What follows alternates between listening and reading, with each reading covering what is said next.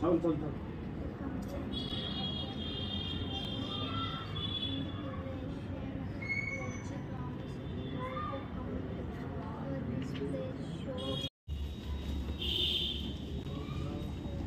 Don't waste time. Complete చేసేయండి DO book అమ్మా. Make it fast.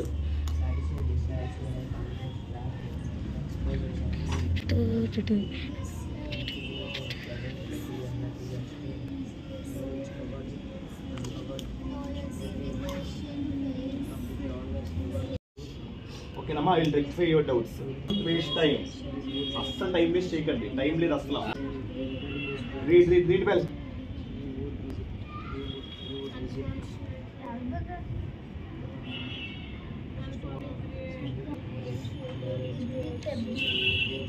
Young వస్తుంది, new వస్తుంది. ఇక్కడ వాడు ఏమన్నాడు, బేకర్ ఒక profession in the old days. అంటే తనకు ప్రొఫెషన్, బేకర్ ఒక ప్రొఫెషన్ కాబట్టి బేకర్ కోసం చెప్పొచ్చు. బేకర్ ఒక ప్రొఫెషన్ ఓల్డ్ డేస్ కాబట్టి యంగ్ పెట్టచ్చు, న్యూ కూడా పెట్టచ్చు. దాంట్లో ప్రాబ్లం ఏమీ లేదు. ఇప్పుడు 9 వరకు మీరు గ్రామర్ డిఓ బుక్ కంప్లీట్ అయిపోవాలి, ఆల్ వన్ కంప్లీట్ అయిపోవాలి.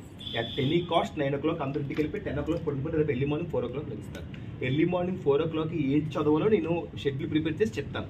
సో 9కి నాకు ఆల్ ఇన్ వన్లో గ్రామర్ ప్రతిది అయిపోవాలి. డిఓ బుక్లో గ్రామర్ సెక్షన్ బి కంప్లీట్గా అయిపోవాలి. ఇంకా అందులో ఎటువంటి డోకా రాకూడదు. ఇద్దరు లేపడినా ఆ సెక్షన్ బి కంప్లీట్గా వచ్చేయాలి మీకు. ఆ విధంగా మీరు చూసుకొని వెళ్ళాలి. అర్థమవుతుంది వాట్ ఈస్ సేయింగ్. సో అంతే, ప్రిపేర్ అవ్వాలి, మేక్ ఇట్ ఫాస్ట్. మనకి అపిస్ట్రోఫీ ఎస్ బిఫోర్ వస్తుంది. Example, this is Karthik's bike. ఇక్కడ కార్తిక్స్ అన్నప్పుడు ఆ ఎస్ బిఫోర్ వస్తుంది. అదే పీపుల్స్ చిల్డ్రన్స్ అన్నప్పుడు ఎస్ తర్వాత వస్తుంది అపిస్ట్రోఫ్. అర్థమవుతుందా? సో ప్లూరల్ ఫామ్కి ఎస్ తర్వాత వస్తుంది, సింగులర్ ఫామ్కి ఎస్ బిఫోర్ వస్తుంది. ఎగ్జాంపుల్, చిల్డ్రన్స్, కార్తిక్స్ దగ్గర తేనను. సో ఇక్కడ చూసారా, ఎస్ బిఫోర్ వచ్చింది. ఈ కార్తిక్ అనేది సింగులర్ కాబట్టి ఎస్ బిఫోర్ వచ్చింది. ఈ చిల్డ్రన్ అనేది ప్లూరల్ కాబట్టి ఎస్ తర్వాత వస్తుంది అపిస్ట్రోఫీ. ఇలాంటివి చిన్న చిన్న ఎర్రర్స్ మనకి రైట్ ఫార్మ్స్ ఆఫ్ వర్డ్స్లో కానీ ఎడిటింగ్ ద ప్యాసెస్లో కానీ మనకి ఇచ్చే అవకాశాలు మనకి ఉంటాయి. మీరు కూడా డైలాగ్ కాంపిటీషన్స్ రాసినప్పుడు ఇలాంటి చిన్న చిన్న ఎర్రర్స్ మాత్రం మీరు తప్పులంది చేయకండి. ఈ కట్ అండ్ యాపిల్ అని ప్యాసివ్ మార్చుకుంటే మనం అక్కడ సియూటీ కట్ ని V2 అనుకోవాలా V1 అనుకోవాలా? Very good question. ఈ పక్కన కట్ రాదు కదా, కట్స్ కదా వస్తుంది. ఈ పక్కన కట్స్ కదా వస్తుంది. ఏంటమ్మా, దే కట్ అండ్ యాపిల్. ఇది confusing. They cut and apple అని వచ్చినప్పుడు మనం ఏం చేస్తారంటే మ్యాక్సిమం దే V1 ప్రెజెంట్ అవుతుంది, పాస్ట్ అవుతుంది. So better in present apple was cut by them. ప్రెజెంట్లో రాస్తారు, పాస్ట్లో రాస్తారు. ప్రెజెంట్లో apple is cut by them. అప్పుడు ఎస్టర్డే ఇస్తే దయచేసి సింపుల్ పాస్ట్ కదా. టైం ఇవ్వకపోతే మనం కన్ఫ్యూజ్ అవ్వమాట. టైం ఇవ్వకపోతే కన్ఫ్యూజ్ అవుతాం. టైం ఇచ్చాక వేరే ఆ 10 ఐడెంటిఫై చేసి రాయండి. అది ఏ టైమ్స్ పక్కన బ్రాకెట్లో వేసి 2 రాయండి. అప్పుడు మీ మీద మంచి ఇంప్రెషన్ ఉంది వరకు వచ్చేస్తుంది. బెటర్ మీరు ప్యాసివ్ వైస్ రాసినప్పుడు స్ట్రక్చర్ రాసి రాయండి. మీరు ఎప్పుడైతే స్ట్రక్చర్ రాస్తారో ఆటోమేటిక్గా వాడికి అర్థమైపోతుంది, ఈ అబ్బాయికి మంచి గ్రామర్ నాలెడ్జ్ ఉందని చెప్పి నెక్స్ట్ టైం మీరు చిన్న చిన్న మిస్టేక్స్ చేసినా వాడు దాన్ని రెక్టిఫై చేయడు. మీ పేపర్ని ఈజీ కరెక్ట్ చేసేస్తారు. ఇదంతా ఎప్పుడైతే మీరు ప్యాసివ్ వాయిస్ అని ఇంప్రెస్ చేస్తామో ఇది మనకి క్రియేటివ్ ఎక్స్ప్రెషన్స్కి స్ట్రాంగ్ బిల్ట్ మనం క్రియేట్ చేయొచ్చు అక్కడ మనం. ఓకేనమ్మా, అంటే వీడియో చేస్తాను. ఏరా ఓకే సరే. గెట్టింగ్ గాట్ ఇట్స్ రియల్లీ అనేది మనం గెట్టింగ్ పెడతాం. అంటే గెట్టింగ్ బ్యాడ్ నౌ అంటే ఇప్పుడు అది బ్యాడ్ జరుగుతుంది, ఇప్పుడు అది జరుగుతుంది అన్నప్పుడు ఏంటి పెట్టాలి? ఐఎన్జీ కదా పెట్టాలి. ప్రెజెంట్ కదా, ప్రెజెంట్ ఇప్పుడు జరుగుతుంది, ప్రెజెంట్ ఇప్పుడు జరుగుతుందని కూడా ఏం పెట్టాలి? గెట్టింగ్ ఐఎన్జీ ఫార్మ్స్ పెట్టాలి. ఎక్స్క్లెయిమ్డ్ ది మ్యాన్ ఆల్రెడీ చెప్పేశారు కాబట్టి ఎక్స్క్లెయిమ్డ్ అలా ఆలోచించి పెట్టాలి. Even in the grimmest times. So grimmest times అని అనాలి. ఇప్పుడు కూడా గ్రిమ్మింగ్ టైమ్స్ అనకూడదు, హార్డ్ టైమ్స్. కామ్రేడ్స్ అంటే ఎవరు? ఫ్రెండ్స్. కామ్రేడ్స్ అంటే ఎవరు? Friends. And were pushed our limits. రేపు పేపర్లో ఇలా ఒక పార్ట్ మీకు ఇచ్చేస్తారు. మీకు అర్థమవుతుంది, మీరు ఆలోచించాలి. ఈ యాడ్ పక్కన ఇలా వస్తుంది, దీని పక్కన గ్రిమ్మెస్ట్ రాదు, సారీ గ్రిమ్ రాదు, గ్రిమ్మెస్ట్ అని వస్తుంది. పుష్ రాదు, పుషింగ్ అని వస్తుంది. ఆలోచించాలి మీరు అనలిటికల్గా. రాంగ్లీ స్పెల్ వచ్చింది. ఫార్ట్నెట్లీ స్పెల్లింగ్ రాంగ్ కదా. రైటే. కాన్ఫైడ్ అనే వర్డ్ కూడా ఉంది కదా.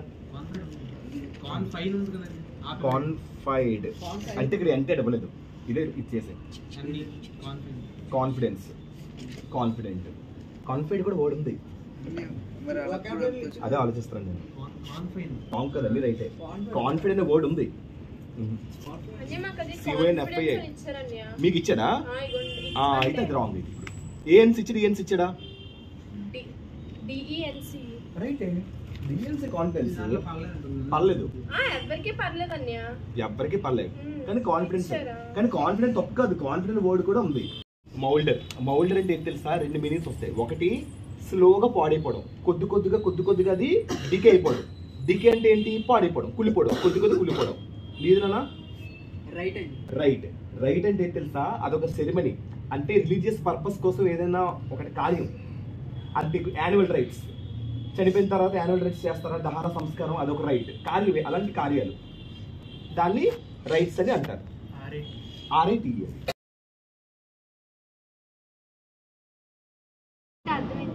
ఏంటమ్మా విష్ఫుల్లీ?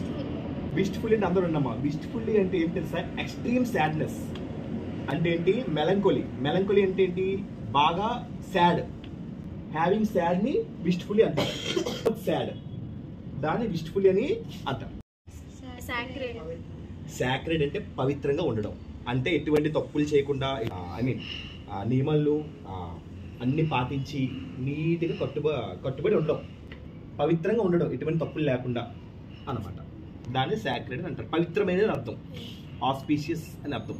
దానికి ఏదైనా సినిమా అడిగితే మీరు ఆస్పీషియస్ అని రాసియండి. ఓకేనా?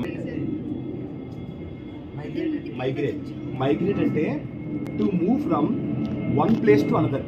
అంటే ఒక ప్లేస్ నుంచి కానీ, ఒక కంట్రీ నుంచి కానీ, వేరే కంట్రీ కానీ, ప్లేస్ కానీ వెళ్ళడానికి మైగ్రేట్ అని అంటారు. బ్రేక్ సంబడి హార్ట్ అంటే ఏంటి అర్థం? అంటే మనసు ఎరగొట్టడం, అవతల వాళ్ళ మనసుని ఎరగొట్టడం. ఎక్సలెన్స్, మంచి వర్డ్లో రెండు ఒకటే. ఎక్సలెన్స్ అనేది నౌన్, ఎక్సలెంట్ అనేది యాడ్జెక్టివ్. ఎక్సలెంట్ అండ్ ఎక్సలెన్స్ రెండు కూడా ఒకటే మీనింగ్ ఇస్తాయి, రెండు కూడా గుడ్. కాబట్టి ఎక్సలెన్స్ అనేది ఏంటంటే గుడ్ కోసం చెప్పేది. గుడ్ అంటే మంచిగా కోసం చెప్పేది ఎక్సలెన్స్. ఎక్సలెంట్ కూడా ఆల్మోస్ట్ దానికోసం చెప్పేది. కాకపోతే ఎక్సలెన్స్ వచ్చి నౌన్, ఎక్సలెన్స్ వచ్చి ఏంటి? నౌన్. ఎక్సలెంట్ వచ్చి యాడ్జెక్టివ్. ఎక్సలెంట్ పక్కన ఎప్పుడు కూడా ఎట్ అనే ప్రిపోజిషన్ వస్తుంది. ఎక్సలెంట్ పక్కన ఇప్పుడు కూడా ఎట్ అనే ప్రిపోజిషన్ కంపల్సరీ వస్తుంది. గుడ్ పక్కన, ఎక్సలెంట్ పక్కన ఇప్పుడు కూడా ఎట్ అనే ప్రిపోజిషన్ కంపల్సరీ వస్తుంది.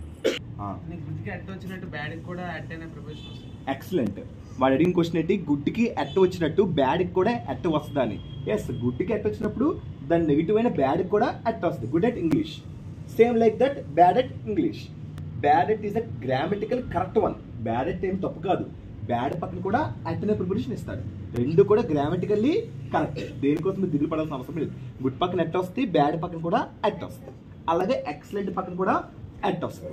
ఆల్ ఇన్ వన్ లో ఇప్పుడు ప్రెజెంట్ కలెక్ట్ కి ఆపోజిట్ మీనింగ్ అంటే యాంటోనిమ్స్ క్యాటర్ ఇచ్చారండి. Very good. మనం ఆ బ్లాంక్ లో డిస్ట్రిబ్యూట్ కూడా రాసుకోవచ్చు. కలెక్ట్ చేయడం, డిస్ట్రిబ్యూట్ అంటే పంచడం. ఆపోజిట్ ఏదైనా రాసుకోవచ్చు. Collect, distribute is absolutely correct, తప్పేం కాదు. స్కాటరింగ్ అంటే ఫార్మర్స్ ఏం చేస్తారు? విత్తనాలని జల్లుతారు. స్కాటరింగ్. ఇన్ఫ్యూరియేటెడ్ అంటే చాలా కోపంగా, చాలా ఆవేశంగా, అంటే ఉగ్ర కోపంగా, చాలా ఆవేశంగా వెళ్ళడం. రైట్. ప్లీజ్డ్ అంటే చాలా ఆనందంగా. ప్లీజ్డ్ వేరు. ప్లీజ్డ్ అంటే చాలా ఆనందంగా ఉండడం. రైప్ అంటే పండించడం. రైప్ అంటే ఏంటి? పండడం. Can't bring myself to. దానికి మనం ఇడియోమేటిక్ ఇలా కూడా రాసుకోవచ్చు. Unable to bring back, unable to do something అని కూడా మనం దాన్ని రాసుకోవచ్చు. ప్రాబ్లం ఏం కాదు. లాంగ్ గా అంటే సాగదీయడం. ఎలబరేట్ ఆన్ అంటే ఏంటి? బాగా సాగదీయడం. లాంగ్ గా, దివ్యంగా పరీక్షించడం అంటారు కదా, దాన్ని ఎలబరేట్. ఎక్కువగా చూడడం, దాన్ని సాగదీయడం, ఎక్కువగా సాగదీయడం. పనిష్డ్ కి ఆపోజిట్ ఎగ్జానరేటెడ్ ఇచ్చాడు. పనిష్డ్ అంటే ఏదైనా వాళ్ళకి ఎక్సానరేటెడ్ అంటే ఏదైనా మనం ఒక తప్పు పని చేసినప్పుడు రాంగ్ డూయింగ్, ఏదైనా ఒక మనం తప్పు పని చేసినప్పుడు దాన్ని బహిష్కరించడం. ఎక్సానరేటెడ్ అంటే ఏంటి, ఎవరైనా ఏదైనా ఒక తప్పు పని చేసినప్పుడు దాన్ని బహిష్కరించడం, దాన్ని ఏమంటారు ఎక్సానరేటెడ్ అని అంటారు. ఇంటెండెడ్ ముందు అన్ఇంటెండ్, అందులో ప్రిఫిక్స్ వచ్చి యుఎన్. నెక్స్ట్ ఏంటి లుక్ సి వాచ్ డిఫరెన్స్ అందరూ రండి.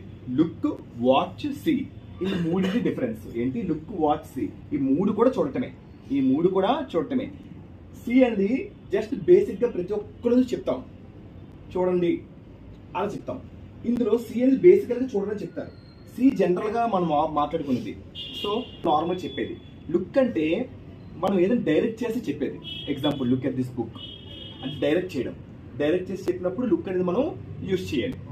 వాచ్ అంటే చూడటం కాదు, అబ్జర్వ్ చేయడం. వాచ్ అంటే ఏంటి, ఏదైనా అబ్జర్వ్ చేసేదాన్ని. అందుకే వాచ్ కి లుక్ కి చాలా డిఫరెన్స్ ఉంది. లుక్ అంటే జస్ట్ డైరెక్షన్ తో చూడటం, ఈ డైరెక్షన్ కాసి ఆ డైరెక్షన్ కాసి, look at that side, look at this side, ఇలా డైరెక్షన్స్ తో చెప్పినప్పుడు లుక్ అని చెప్తారు. సి అంటే జనరల్ గా చెప్పేది. వాచ్ అంటే ఓన్లీ అబ్జర్వ్ చేయడం. మరి మీరు థియేటర్కి వెళ్ళినప్పుడు మూవీ చూస్తున్నప్పుడు సీయింగ్ మూవీ అనకూడదు, వాచింగ్ మూవీ అనాలి. మీరు మూవీని ఏం చేస్తారు, మీరు గమనిస్తారు. కాబట్టి మనం వాచింగ్ మూవీ అని మనం చెప్పాలి.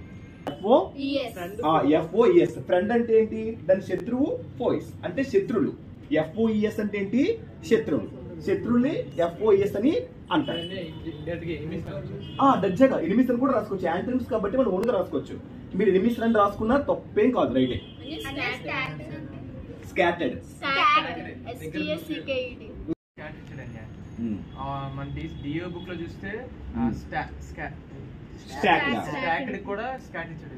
ఓకే, స్టాక్డ్ అంటే ఏంటి, దగ్గరికి పేర్చడం. స్టాక్డ్ అంటే ఏంటి, దగ్గరికి పేర్చడం. దానికి ఆపోజిట్ ఏమి ఇచ్చాడు అన్నావు, స్కాటర్ అంటే ఏంటి, ఇలా జల్లడం. మరి యాంటనిమ్ అవుతుంది కదా. దగ్గరికి పేర్చడం అనేది ఒకటైతే దాన్ని మనం ఇలా జల్లడం. ఈ జల్లడం అనేది స్కాటర్ అవుతుంది. స్టాక్ అంటే దగ్గర పేర్చడం, స్కాటర్ అంటే వెదజల్లడం. ఇలా ఫార్మర్స్ చేస్తారు పొలంలో. అది ఒకటే. స్కాటర్ అంటే పొలంలో విత్తనాలు జల్లుతారు కదా, ఆ జల్లడాన్ని స్కాటర్ అని అంటారు.